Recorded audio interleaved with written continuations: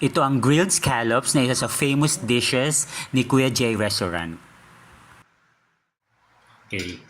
So, ang tawag dyan ay Baked scallops. baked scallops or grilled scallops from Kuya J Restaurant. Sige, taste test. Sarap to.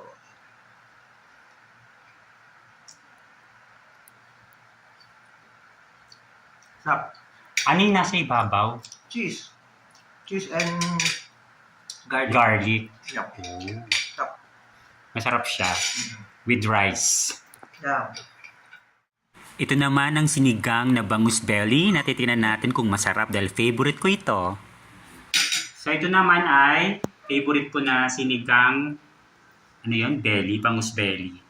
So for tonight, nag-take out lang tayo kay Kuya J Restaurant kasi tinamad lumabas. So, titignan ko kung pasado sa akin ang lasa niya since favorite ko siya.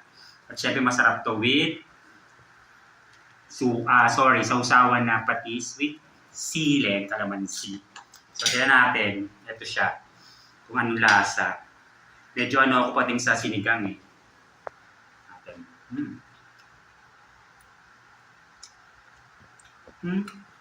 Okay lang. Para siya yung typical lang na niluluto sa bahay ng mga sinigang na bangus. So, walang masyadong kakaiba.